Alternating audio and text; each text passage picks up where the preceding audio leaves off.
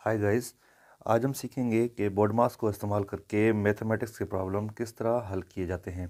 क्योंकि जब किसी भी मैथ के प्रॉब्लम में एक से ज़्यादा ऑपरेशंस आ जाएं, यानी कि प्लस माइनस सब्ट्रैक्शन एडिशन और डिवीजन, और उसके साथ ब्रैकेट्स भी आ जाएं, तो उसको हम किस तरह से हल करेंगे, उसको किस तरह से किस सीक्वेंस में हल किया जाएगा, वो हमें बताएगा बोर्ड मास के रूल्स। तो बोर्ड मास एक्चुअली में खुद जो वर्ड है वो ही रूल है। जैसे यहाँ पर BODMAS, BODMAS ये है बोर्ड मास।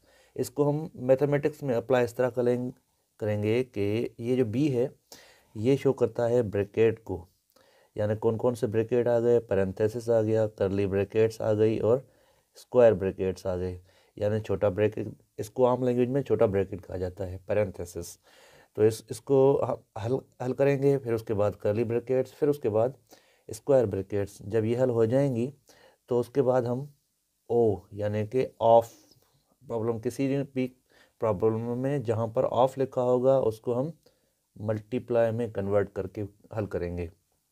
उसके बाद आ जाता है डी मास, यानी डिवीजन शो करता है डिवाइड को। मैथमेटिक्स के प्रॉब्लम में जहाँ पर भी हम कोई भी डिवाइड जो है वो होगा तो हम डी मास रूल के तहत उसको डिवाइड करेंगे। जब उसके बाद ये डिवाइड हो जाएगा तो उसके बाद हम करेंगे मल्टीप्लाई, और मल्टीप्लाई की ये जो है वो निशानी होती है, डिवीजन की इस तरह से निशानी होगी। उसके बाद हम एडिशन करेंगे, एडिशन की निशानी प्लस का साइन होता है।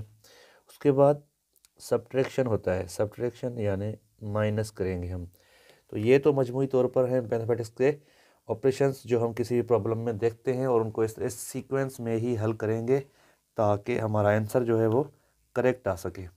तो ये सीक्वेंस आई होप कि आपको समझ में आ गई होगी, इसको याद करना भी आसान है। तो आइए चलते हैं हम बोर्ड मास के रूल को यूज़ करते हुए एक प्रॉब्लम को हल करने की तरफ। यहाँ पर हमारे पास एक प्रॉब्लम है मैथमेटिक्स का, जिसमें प्लस का ऑपरेशन भी है, मल्टीप्लिकेशन का ऑपरेशन भी है, और माइनस का ऑपरेशन भी है यानी सब्ट्रैक्शन। उसके साथ साथ यहाँ पर ब्रैकेट भी आ रहा है, डिवीजन भी है और ब्रैकेट ओवर। तो इसको हम हल करने के लिए सबसे पहले बोर्ड मास के रूल के मुताबिक को क्या हल करेंगे, ब्रैकेट जाके हल करेंगे। जब ब्रैकेट हल करनी है तो वो लास्ट में है, इसलिए हम बाकी का सारा प्रॉब्लम बेस से ही रखेंगे और ब्रैकेट को हल करेंगे। अब ब्रैकेट को हल करेंगे तो 64 डिवाइडेड बाय 8 है। अब जब ब्रैकेट के अंदर एक से ज़्यादा ऑपरेशंस मौजूद हों तब भी हम बोर्ड मास के रूल को ही अप्लाई करते हुए उन सबको हल करेंगे। क्योंकि यहाँ पर एक ही है तो इसको हम सिंपल से हल कर लेंगे। 64 को हम 8 से डिवाइड करेंगे तो इसका आंसर 8 आ जाएगा। अब ये बिल्कुल सिंपल और सादी स्टेटमेंट बन चुकी है। इसको हम हल करते हुए अब जहाँ पर देखेंगे कि ब्रैकेट तो हल हो गया, इसमें ऑफ है नहीं तो इसको छोड़ देंगे। अब यहाँ पर डिवीजन का ऑपरेशन है वो भी यहाँ पर हमने कर दिया, तो यहाँ पर वो नहीं रहता। अब यहाँ पर हम देखेंगे कि कौन सा सीक्वेंस में कौन सा ऑपरेशन आ रहा है, तो यहाँ पर मल्टीप्लिकेशन है, देखेंगे इसमें मल्टीप्लिकेशन कहाँ पर है, यहाँ पर है। तो हम बाकी का सेम ही रखेंगे, 90 प्लस 60 को 5 से डिवाइड करेंगे, 5 6 द 30, और इस ज़ीरो को वैसे ही रहने देंगे, -8। तो हमारे पास आ गया 90 प्लस 300 माइनस 8। अब इसको हम सिंप्लीफाइड मज़ीद करेंगे, 90 को 300 से प्लस करेंगे क्योंकि अब हमें बोर्ड मास रूल के तहत एडिशन करनी है। तो ये हो जाएगा 390 माइनस 8। अब 390 में से 8 माइनस करेंगे तो 382 बचेगा, 382 ये हमारा आंसर होगा फाइनल।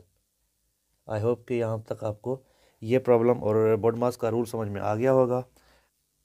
मैथमेटिक्स और बाकी सब्जेक्ट्स के इस तरह के आसान और डिफ़िकल्ट सवालों के जवाब और सीखने के लिए मेरे चैनल रोशनी एजुकेशनल अकेडमी को सब्सक्राइब कर लें और मेरे फेसबुक पेज मोहसिन अली मंगरिया को फॉलो करें। शुक्रिया।